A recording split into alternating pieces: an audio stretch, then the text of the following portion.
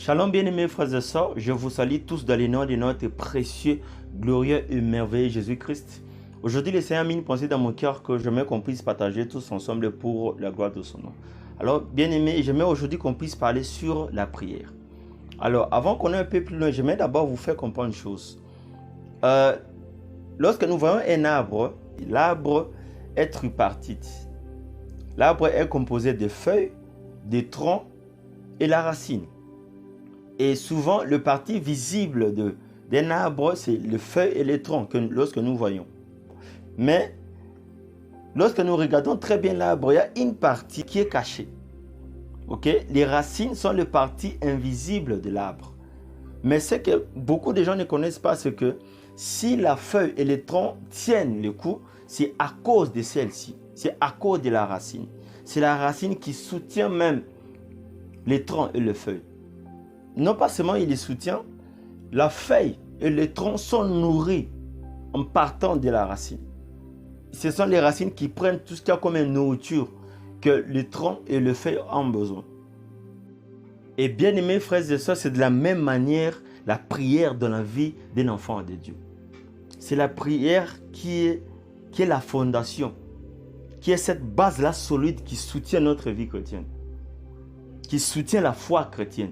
La vie chrétienne est une vie de prière. Un enfant de Dieu, celui qui est appelé enfant de Dieu, c'est celui-là qui prie, qui a une vie intense de prière.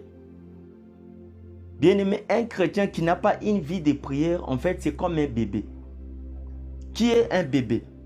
Un bébé, c'est juste cette personne-là qui est fragile, qui est inoffensif, qui est sans défense. S'il y a quelque chose qui vient contre lui, il ne peut rien faire. C'est ça lorsqu'on n'a pas une vie de prière dans sa vie. Et bien aimé, tu dois savoir que certaines choses dans la vie chrétienne, pour les obtenir, ça va toujours te demander une vie de prière. Je ne dis pas toutes choses, mais je dis qu'il y a certaines choses dans la vie, pour les obtenir, ça va toujours te demander la vie de prière. Ça, c'est une vérité. Pour certaines délivrances dans ta vie, ça va te demander de la prière. Pour la victoire dans certains combats de la vie chrétienne, ça va demander que de la prière.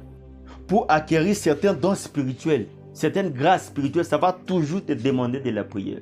Rien que la prière peut te communiquer ces choses-là. Pour arriver à certains niveaux d'élévation, de gloire, ça va toujours te demander la vie de prière. Et là, nous comprenons que la prière est au centre de notre vie chrétienne. Et voilà pourquoi la Bible toujours nous recommande la prière. Jésus nous avait montré le voie. Ok? Maintenant, bien aimé, si Jésus lui-même, il prenait le temps de prier, lui-même qui est Dieu, le Fils de Dieu, si il éprouvait cette nécessité-là de prier, alors à combien plus forte raison nous, ses enfants? Bien aimés frères et sœurs, tout tourne autour de la prière. Dans la foi chrétienne, c'est la prière. L'une des armes favorites du diable pour détruire la vie des gens, pour faire manquer aux enfants de Dieu certaines choses. Il va tout faire enfin qu'ils puissent toucher leur vie de prière. Parce qu'il sait que si tu déstabilises dans ce domaine-là, il y a beaucoup de choses que tu ne vas pas accéder. Il y a beaucoup de choses que tu ne sauras pas faire face. Voilà pourquoi il combat les hommes de prière, afin de les déstabiliser dans certains domaines. Il fera tout au travers de certaines choses, de te surcharger pour que tu n'aies plus le temps de chercher Dieu au travers de la prière. Bien-aimés frères et sœurs, il n'y a pas un homme qui est dangereux devant le diable qu'un homme ou une femme de prière. Il n'y en a pas. Voilà pourquoi le diable est en train de multiplier des stratégies par-ci, par-là. Afin de faire que les gens puissent manquer le temps.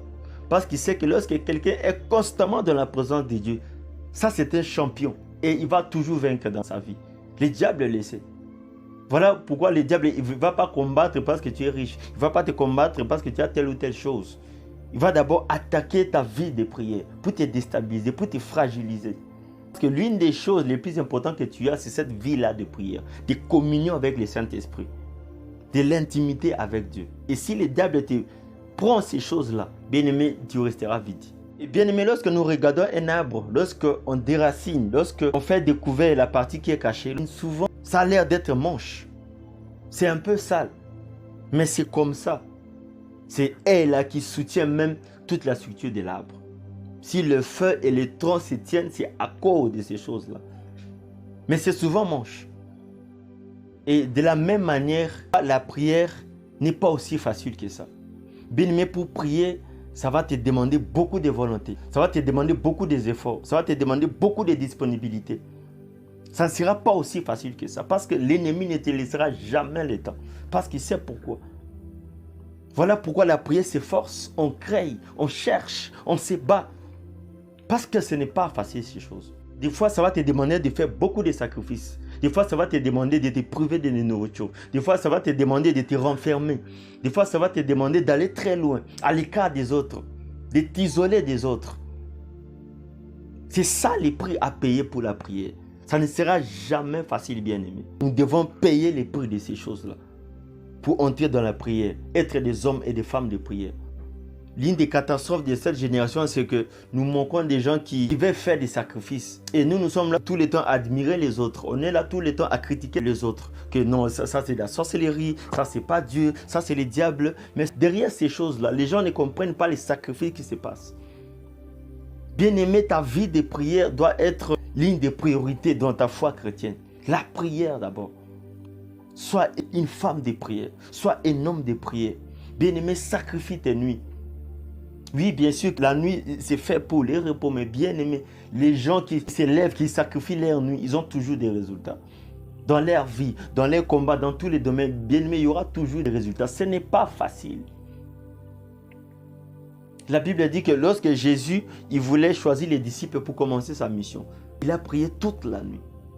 Il prenait le temps de se présenter devant Dieu, d'être en communion avec le Père. Voilà pourquoi Jésus, il allait toujours de succès en succès, de réussite en réussite. Et les miracles, ça se faisait automatiquement. Il ne forçait pas les choses à cause de la prière.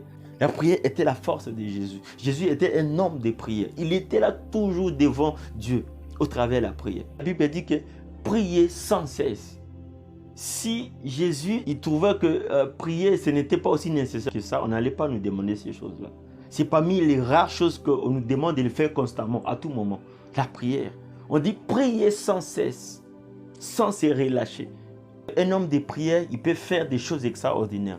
Il peut accomplir des choses extraordinaires. Un homme de prière, un démon ne peut pas lui résister. À cause de sa dimension spirituelle. Parce qu'il est élevé spirituellement. Il est grand spirituellement. Tu n'auras jamais assez de temps pour la prière. Pour te consacrer. Le temps, il faut le créer. Mais nous devons nous efforcer. Car ce n'est pas facile. Pourquoi? Parce que c'est un combat pour nous. Et jusqu'à notre mort. Le diable ne nous laissera jamais le temps. Il va te donner le temps de toutes choses. Il va te donner le temps de regarder la télévision, de lire les journaux, d'être là devant ton téléphone. Il te laissera le temps de tout faire. Mais jamais le temps d'être en communion avec le Saint-Esprit. Il faut que ces chaînes-là puissent tomber. Il faut que ces Goliaths-là qui se présentent devant toi puissent tomber. Il faut que cette montagne-là puisse s'écraser devant toi. Mais de quelle manière? Ça sera seulement au travers de la prière. Cette vie-là de prière, cette vie de consécration à la prière. On te parlait que toi tu seras un grand prophète, tu vas prophétiser des choses qui vont se réaliser. Mais pourquoi ces choses-là ne se manifestent pas? Parce que ça va te demander certaines choses. Ça va te demander une certaine dimension de prière. Il y a certaines personnes qui sont là, qui attendent que toi. Il y a certaines personnes qui sont bloquées, qui sont dans des prisons, qui attendent que la délivrance. Mais comment cette délivrance-là va se manifester? C'est lorsque toi, tu vas prendre le temps, la décision de t'élever, enfin de chercher Dieu au travers de la prière. Pour que ta famille puisse être sauvée. Bien-aimé, Dieu te donnera certaines choses par son amour et par sa grâce. Mais il y a certaines choses, ça va te demander d'avoir une vie puissante de prière. Être un homme ou une femme de prière. Ça, c'est une vérité. Ce sont des principes spirituels. C'est comme ça. Bien-aimé, nous devons aimer la prière. Nous devons toujours être constamment dans la présence de notre Créateur. On doit faire de la prière, comme on dit en anglais, un lifestyle, un style de vie. Et bien peut-être Dieu est en train de te demander maintenant, que faire? Comment faire pour être une femme, être un homme de prière? Bien aimé, il n'y a pas de recette miracle pour ces choses-là. Il n'y a pas de recette miracle. C'est en priant qu'on devient un homme ou une femme de prière. Alors tout ce que tu as à faire, c'est seulement de te disponibiliser. Car le Saint-Esprit est avec toi. Crée le temps. Et cette volonté-là. Et le Saint-Esprit va te guider par rapport à ça.